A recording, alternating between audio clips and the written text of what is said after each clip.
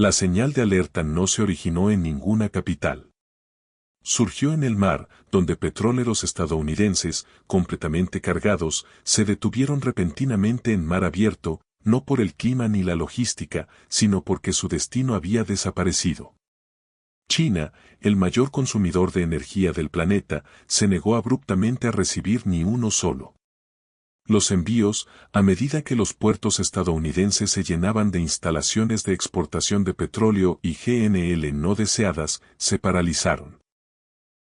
China ya había redirigido su suministro de energía hacia Rusia, Irán, Venezuela y sus propias redes interiores, moviéndose con la confianza de un país que había planeado esta salida con mucha antelación.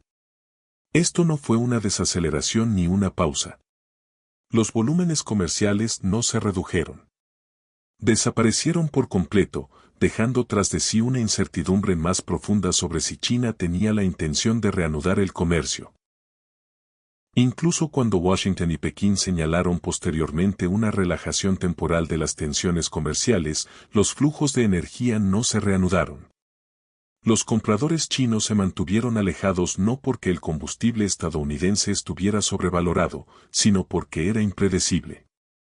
Las refinerías y las empresas de servicios públicos dejaron claro que la volatilidad política había convertido el suministro estadounidense en un lastre. La estabilidad se volvió más valiosa que el ahorro. La primera fractura se produjo en el gas natural licuado, GNL.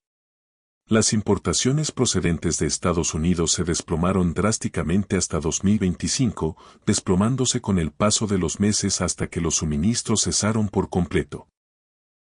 Esta interrupción se prolongó más que cualquier otra desde el punto álgido de la guerra comercial anterior, desencadenada cuando China aumentó drásticamente los aranceles de importación, dejando al GNL estadounidense fuera del alcance comercial. Lo que agravó la interrupción fue la violación de acuerdos de larga data. Las principales empresas energéticas chinas se habían comprometido con contratos de GNL estadounidenses que debían durar décadas. Sin embargo, esos contratos permanecieron inactivos. Las terminales de exportación a lo largo de la costa estadounidense del Golfo de México quedaron infrautilizadas, con enormes inversiones inactivas y rendimientos futuros cada vez más inciertos. El petróleo siguió el mismo camino. China había sido un comprador constante de crudo estadounidense, pero en menos de un año, las importaciones pasaron de volúmenes mensurables a cero. Los aranceles moderados, combinados con una avalancha de petróleo ruso con grandes descuentos, hicieron que el cambio fuera económicamente atractivo y políticamente conveniente para las refinerías chinas, acelerando la retirada de los barriles estadounidenses. El comercio del carbón también se desvaneció. Lo que antes representaban decenas de millones de dólares en transacciones mensuales se redujo a envíos aislados hasta que el carbón estadounidense prácticamente desapareció de los puertos chinos. El cambio fue estructural, no cíclico. El mayor consumidor de carbón del mundo había eliminado discretamente a Estados Unidos de su lista de proveedores. El etano, anteriormente uno de los pocos vínculos crecientes entre ambas economías, pronto corrió la misma suerte. Los envíos estadounidenses que habían impulsado la industria petroquímica china se detuvieron tras la imposición de nuevas normas de licencias de exportación, congelando los cargamentos en puerto e inyectando riesgo político en cada contrato. Los líderes de la industria advirtieron que una vez que el comercio energético esté sujeto a aprobaciones discrecionales, la confianza se desvanece. Los fabricantes chinos se enfrentan ahora a alternativas de abastecimiento más costosas, especialmente en Oriente Medio, y los márgenes de beneficio se han visto afectados. Aún así, Pekín parece dispuesto a absorber esas pérdidas. La prioridad no es la eficiencia, sino el aislamiento. El sufrimiento a corto plazo se considera un precio aceptable para el control a largo plazo. Al mismo tiempo, China ha reforzado sus líneas de suministro, mucho menos expuestas a la presión geopolítica. El gas por gasoducto desde Rusia y Asia Central continúa expandiendo su cuota, mientras que la producción nacional de gas aumenta constantemente, reduciendo la dependencia de las importaciones marítimas. que pueden verse afectadas por decisiones políticas internacionales. Las repercusiones se extienden mucho más allá de China. Con la pérdida de uno de sus mayores clientes, las exportaciones energéticas estadounidenses han caído a mínimos históricos. Tanto Asia como Europa han reducido sus compras, obligando a los productores estadounidenses a redirigir la oferta a precios reducidos que reducen sus ganancias. La infraestructura construida bajo el supuesto de una demanda china constante ahora corre el riesgo de subutilizarse. Las instituciones financieras internacionales han advertido que este cambio no es temporal.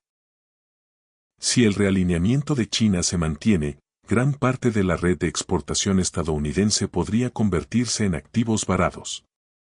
Para Pekín, la estrategia encaja perfectamente en una transformación más amplia.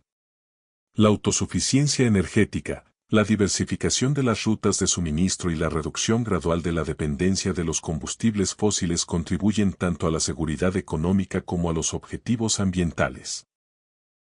Las emisiones han comenzado a disminuir a medida que se expanden las energías renovables y mejora la eficiencia. Reducir la demanda de combustibles fósiles marginalmente.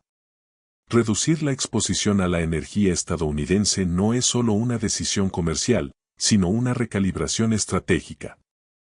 La transición es desigual y costosa, pero desde la perspectiva de China, la independencia vale la pena. La columna vertebral industrial de China aún depende en gran medida de las materias primas extranjeras. En un informe de septiembre de 2025, el Wall Street Journal señaló que la industria petroquímica del país no puede funcionar sin insumos importados como etano, nafta y GLP, esenciales para los plásticos y la industria manufacturera. Si las tensiones políticas impiden el acceso a los suministros estadounidenses, Pekín se ve obligado a buscar alternativas de Oriente Medio mientras acelera la producción nacional. Esta dependencia deja a China expuesta si se intensifica la presión geopolítica. Al mismo tiempo, Estados Unidos se enfrenta a su propia contradicción. Según el Financial Times, en julio de 2025, los aranceles impuestos a los paneles solares y componentes eólicos fabricados en China han incrementado los costos de los proyectos estadounidenses de energía limpia, lo que ralentiza la transición a las energías renovables. Justo cuando se agotan las exportaciones de combustibles fósiles a China, surge una ruptura bilateral. Los productores de energía estadounidenses pierden un comprador importante, mientras que los promotores de energía limpia estadounidenses luchan contra el aumento de los costos. La disrupción no termina ahí. La agricultura ya ha sentido la presión. En mayo de 2025, el Departamento de Agricultura de Estados Unidos confirmó que los envíos de soja y maíz a China estaban disminuyendo debido a los aranceles de represalia. El sector energético ha seguido el mismo camino, dejando a dos sectores exportadores fundamentales separados de lo que una vez fue su principal mercado exterior. La creencia del mercado de que la demanda china se mantendría constante se ha desmoronado 2 veces en una sola década.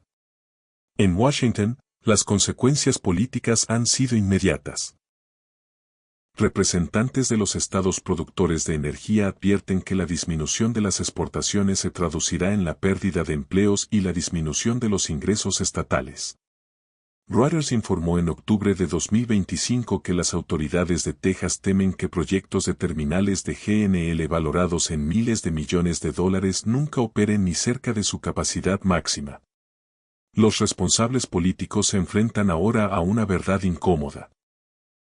El panorama energético mundial está cambiando de maneras que socavan la lógica misma de esas inversiones masivas. A pesar de estos acontecimientos, los mercados financieros han reaccionado con sorprendente indiferencia. Los analistas de Goldman Sachs declararon a Bloomberg en febrero de 2025 que era improbable que los aranceles chinos alterasen significativamente los precios mundiales de la energía. El petróleo se ha mantenido estable, los precios del GNL se han mantenido dentro de rangos predecibles y la volatilidad ha sido mínima. Esta calma plantea una pregunta más profunda: Las pérdidas estadounidenses simplemente están siendo absorbidas por otros compradores o los mercados no reconocen un cambio estructural a largo plazo que aún no se ha registrado por completo. India ofrece una explicación parcial. Reuters señaló en octubre de 2025 que las compras indias de crudo estadounidense aumentaron de 175.000 a 253.000 barriles por día en solo 3 meses, mientras que las importaciones de carbón aumentaron un 12%. Es evidente que parte de la oferta desplazada está encontrando nuevos destinos, pero las matemáticas no funcionan a gran escala. India no puede reemplazar a China y la diversificación puede suavizar el impacto sin eliminarlo. Europa enfrenta límites similares. Atada por compromisos climáticos, la Unión Europea duda en atarse a contratos de combustibles fósiles de décadas de duración mientras el GNL estadounidense continúa fluyendo hacia Europa. Los volúmenes están limitados por la infraestructura, la capacidad y los objetivos políticos. En pocas palabras, Europa no puede absorber lo que China ha abandonado. A medida que pasan los meses, la ruptura comienza a parecerse menos a una pausa y más a un realineamiento permanente.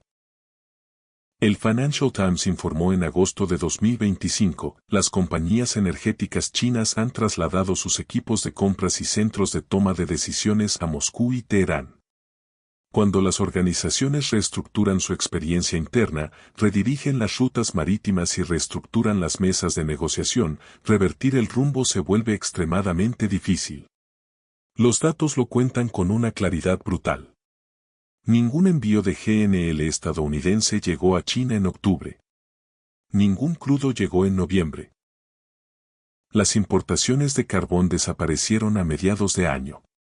Cada cifra por sí sola podría parecer temporal, pero en conjunto apuntan a una separación profunda y duradera. Las cadenas de suministro pueden reconstruirse, pero la confianza y los hábitos comerciales son mucho más difíciles de restaurar. El problema ahora se extiende mucho más allá de las estadísticas comerciales. Si China ya no depende de la energía estadounidense, ¿qué poder de negociación conserva Washington? ¿Y si la infraestructura de exportación estadounidense se construyó asumiendo una demanda china inagotable, cuánta de esa inversión corre el riesgo de quedar varada? Un petrolero esperando en alta mar podría parecer un breve retraso. Pero si nunca atraca, si los contratos expiran silenciosamente y nunca se renuevan, ese retraso se convierte en un símbolo. Marca no solo una disrupción, sino una reestructuración fundamental de los flujos energéticos globales. La verdadera pregunta es si agosto de 2025 marcó una interrupción temporal de las exportaciones estadounidenses o el momento en que el mundo se dio cuenta de que China podía retirarse definitivamente. Lo más inquietante de este cambio es la poca alarma que generó. Los precios se mantuvieron estables, los mercados se mantuvieron en calma. No hubo titulares dramáticos. Y, sin embargo, bajo esa calma superficial, la relación energética que impulsó a ambas economías durante más de una década prácticamente ha desaparecido. China no protestó ni negoció, simplemente rediseñó su sistema de suministro hasta que el combustible estadounidense se volvió opcional y luego dejó de comprarlo. Estados Unidos se encuentra ahora con buques cisterna inactivos, terminales de exportación construidas para una demanda que podrían no volver nunca y una posición estratégica que repentinamente ofrece menos influencia que antes. Una vez que un comprador reescribe su cadena de suministro, el vendedor ya no controla el cronograma de recuperación. Esto deja a Washington ante un duro e inevitable dilema, si esta separación se mantiene, sobre qué parte del mapa energético global quedará fuera del alcance de Estados Unidos.